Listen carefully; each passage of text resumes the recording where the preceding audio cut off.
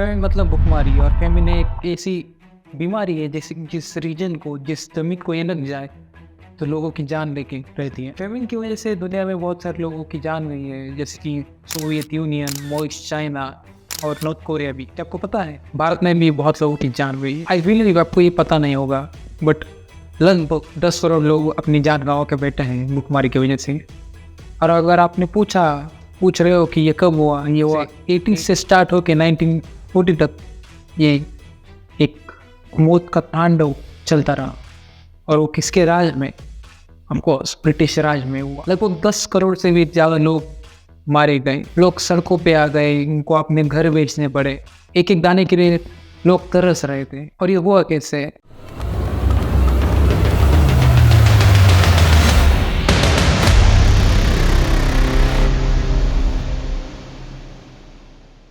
ये वीडियो सबके लिए है, बट खास करके उन लोगों के लिए जिनको लगता है कि ब्रिटिशर्स भारत में आके डेवलपमेंट करने आए थे। उन्होंने ब्रिटिशर ने भारत का डेवलपमेंट किया, ऐसा डेवलपमेंट किया कि ऐसी पॉलिसी लाई कि 10 करोड़ लोगों को अपनी जान गंवाने पड़े। ये लोग बस फेमिन का एक नंबर है, उसमें हमने उनके एट्रोसिटी, उनके हमारे फ्रीडम फाइटर्स, ये तो उन्होंने बहुत सारी जान दी, वो तो इस गिनती में है भी नहीं। ये तो बस एक फेमिन, बस एक भुखमरी का नंबर है। हाँ, मैं मानता हूँ कि ब्रिटिशर्स ने भारत में आके इंफ्रास्ट्रक्चर बनाया, डेवलपमेंट किया, बट किस लिए किया? क्योंकि उनको भारत का वेल बाहर लेके उनके घर लेके जाना था।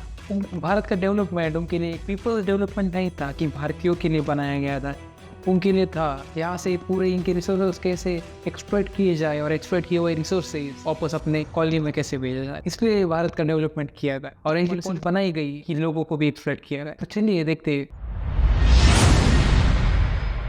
1600 में ब्रिटिशर्स एज अ ट्रेडर आए थे स्पाइसेस का ट्रेड करने के लिए सूरत, बंगाल एक्सपोर्ट। मिड 70s धीरे धीरे भारत का कंट्रोल ब्रिटिशर्स के पास जाने के लिए स्टार्ट हुआ। 1764 में बैटल ऑफ बुक्सर हुआ और ये बैटल एक की टर्निंग पॉइंट बना भारत के भविष्य के लिए। बैटल ऑफ बुक्सर में ब्रिटिश की जीत हुई, बट उस जीत के साथ उनको और एक मिरेकल और एक गिफ्ट मिला कि उनको ट्रेडिंग पे, भारत की पूरे ट्रेडिंग पे उनको एक सुपरमेसी मिल गई। और इसी बैटल के बाद ये भारत के लिए एक की टर्निंग पॉइंट था as the Britishers, but in unfortunate way इस बैटल ऑफ बुक्सर के बाद भारत का पूरा वेल्थ इंग्लैंड में ट्रांसफर होना स्टार्ट हुआ।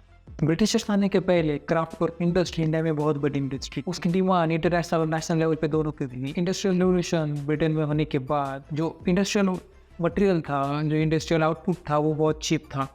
और ईस्ट इंडिया कंपनी में ट्रेडिंग पे कंट्रोल लेने के बाद, सुपरमेसी के बाद, इंडियन एक्सपोर्ट्स पे बहुत बड़ा टैक्स लगाया और इंपोर्ट पे कुछ भी नहीं। बस ये था कि जो इंडिया से रॉ मटेरियल इंडिया में जा रहा था उस पर कोई टैक्स नहीं था, बाकी चीज़ों पे था, उस पर टैक्स नहीं था। और जो इंडिया से जाने वाला रॉ मटेरियल जब प्रोसेस होकर वापस आता था तो उस पर भी टैक्स नहीं था। तो इसका मतलब वो एक चीप प्रोडक्ट बन के आ रहा था। बट जो क्राफ्ट वर्क इंडस्ट्री थी इंडिया की, उसको एक्सपोर्ट करने के लिए बहुत बड़ा टैक्सेस थे। तो धीरे धीरे इंटरनेशनल लेवल पे उसका सप्लाई कम होता गया और ये धीरे धीरे इंडस्ट्री तबाह हो गई। और जो क्राफ्ट वर्क एम्प्लॉयज थे, जो क्राफ्टमैन्स थे, उनको एक लिविंग सोर्स धीरे धीरे बंद होने लगा और उसी वजह से उनको अपने गाँव, अपने घर वापस जाना पड़ा। भारत में in rural area economy mostly चलती है एग्रीकल्चर पे, और इतने सारे लोग अपना इंडस्ट्री, क्राफ्टमैन इंडस्ट्री बंद होने के बाद पूरा लोड एग्रीकल्चर पे आ गया और एग्रीकल्चर इतने बड़े लोड को उठाने के लिए तैयार नहीं था। और इंडस्ट्री ख़त्म होने के बाद एग्रीकल्चर इतने लोगों को लोड नहीं उठा पा रहा था और एक हाउस होल्ड इकोनॉमी इतने लोगों को सस्टेन करने के लिए फुलफिल नहीं थी। अनएम्प्लॉयमेंट और बढ़ा। भारत में आज तक बहुत सारी फेमिन हुई और ज़्यादा से ज़्यादा ब्रिटिश राज में, और इतने सारे फेमिन्स को एक साथ एक वीडियो में कवर करना इम्पॉसिबल है। तो आज हम कुछ ऐसे फेमिन देखेंगे जो एक घातक साबित हुए भारतीयों के लिए। Great famine of 1876 to 1878। ये फेमिन पूरे भारत को इफेक्ट हुआ। ये फेमिन की वजह एक इंटेंस ड्रॉट था, उसकी वजह से डेक्कन प्लेटू में पूरे क्रॉप खराब हो गए। ये ड्रॉट, ये फेमिन 2 साल तक चला। खाने की बहुत कमी हो गई थी और उस टाइम के वाइसरॉय लॉर्ड रॉबर्ट ने ये जानते हुए कि भारत में खाने की कमी है, फिर भी अपने वीट एक्सपोर्ट उस टाइम के 3,20,000 टन्स वीट एक्सपोर्ट इंग्लैंड में हुआ। ये जानते हुए कि अभी तक भारत में फेमिन स्टार्ट हुआ है, फेमिन इमरजेंसी डिक्लेयर कर दी गई है, फिर भी एक्सपोर्ट रुके नहीं, एक्सपोर्ट चालू थे इंग्लैंड में वापस। और इस वजह से खाने की कमी और बढ़ी और इसने पूरे रीजन को निचोड़ के रख दिया। कॉलोनियल गवर्नमेंट ने कुछ पॉलिसी लाई कि इसको एक फेमिन को कंट्रोल में लाया जाए, कुछ एड्स तैयार की, कुछ पॉलिसीज तैयार की, पर तब तक बहुत लेट हो चुका था। अप्रोक्सीमेटली 96 लाख लोग अपनी जान गंवा बैठे थे। ये फेमिन भी एक ड्रॉट की वजह और इसकी शुरुआत बुंदेलखंड से हुई और आगे जाके United provinces, central provinces, Bihar, Mumbai और मद्रास को भी इसका झटका लगा। ये एक दो साल में इसमें बहुत सारा नुकसान हुआ। गवर्नमेंट की तरफ से रिलीफ तो ऑफर हुई, पर इफेक्ट इतना ज़्यादा था कि उसको कंट्रोल करना मुश्किल था। और ये कहा जाता है एज पर रिपोर्ट कि इतना बड़ा इफेक्ट था इस फेमिन का, इतना बड़ा झटका लग चुका था पूरे रीजन को कि अप्रॉक्सीमेटली 10 लाख लोग अपनी जान गंवा बैठे बस एक साल में। मतलब आप सोच सकते हैं, अगर एक साल की फेमिन में 10 लाख लोग अपनी जान गंवा के बैठे हैं भूखमरी की वजह से, तो क्या पॉलिसी रही होगी उस टाइम की कि इतने सारे लोग खा नहीं पाए, उनको टाइम पे खाना नहीं मिला, उनकी भूखमरी से जान गई। भारत में 1897 के फेमिन से अभी तक उभरा ही नहीं था कि इसको और एक झटका लगता है नई फेमिन के साथ इन 1899। इस फेमिन की वजह एक मानसून फेलियर था और इस फेमिन ने पूरे वेस्टर्न और सेंट्रल इंडिया को झटका दिया और पूरे 60 लाख लोगों को इफेक्ट किया। बट इस टाइम कॉलोनियल गवर्नमेंट से रिलीफ एड इम्प्रूवमेंट के साथ और ऑर्गेनाइज तरीके से रिलीफ और एड मिलता गया, क्योंकि लास्ट टाइम जो क्रिटिसिज्म इंटरनेशनल कम्युनिटी और इंडियन कम्युनिटी से इनको मिला था उनको वापस नहीं चाहिए था। तो इस टाइम उन्होंने कुछ अरेंजमेंट अच्छे से करके इन रिलीफ और एड्स को लोगों तक पहुँचाया। As for India's famine, Inquiry Commission report described Bengal as a land of rice growers and rice eaters. Bengal में सबसे ज़्यादा एग्रीकल्चरल इकोनॉमी थी और यही 1943 में यही बंगाल में लोग खाने की कमी की वजह से लोग मर रहे थे। तब के इंग्लैंड के prime minister mister Churchill war में बिजी थे और वर्ल्ड वॉर 2 की वजह से इन्फ्लेशन अपनी सीमा पे था। मैंने अपनी ज़मीन और घर बेच के काम ढूंढने निकल पड़ रहे थे, कोई आर्मी ज्वाइन कर रहा था, कोई और कर रहा था।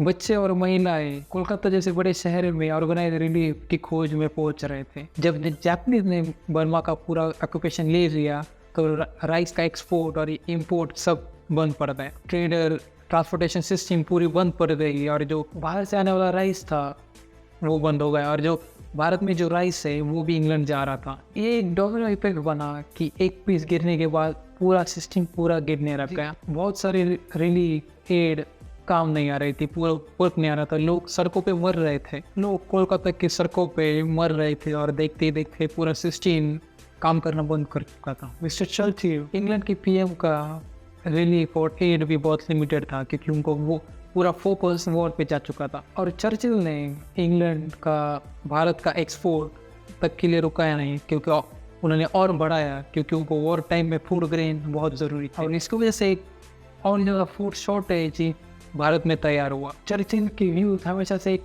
भारतीय के लिए रेस्ट्रिक्ट व्यू रहे हैं। एक इंटरव्यू में चर्चिल का एक स्टेटमेंट भी है अबाउट भारत इन इंडिपेंडेंस, और वो है कि इंडिपेंडेंस अगर भारत को मिलता है तो चर्चिल ने ये कहा था कि power will go to the hands of rascals and freebooters, all Indian leaders will be low calibre and men of strong, they will be have sweet tongues and silly hearts, they will fight among themselves for power and India will be lost in political.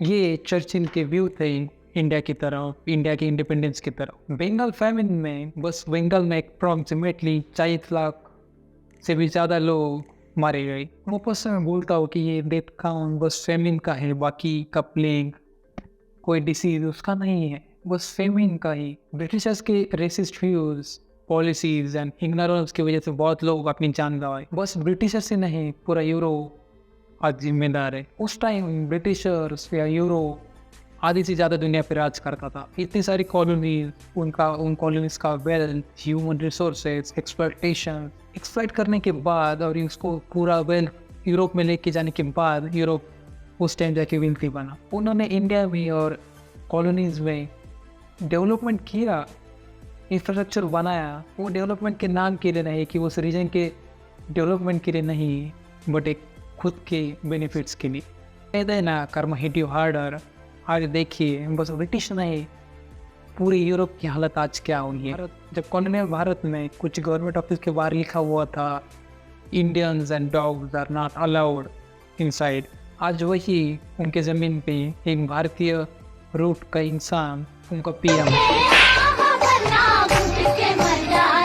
किसी दिन ये तमाशा मुस्कुरा कर हम भी देखेंगे, किसी दिन। टाइम बदलता है, बस पेशेंस होने चाहिए और टाइम बदलने वाला चाहिए। अगर आपको ये वीडियो पसंद आया होगा तो इसको लाइक और शेयर करना और साथ में साथ सब्सक्राइब भी करना। Thank you.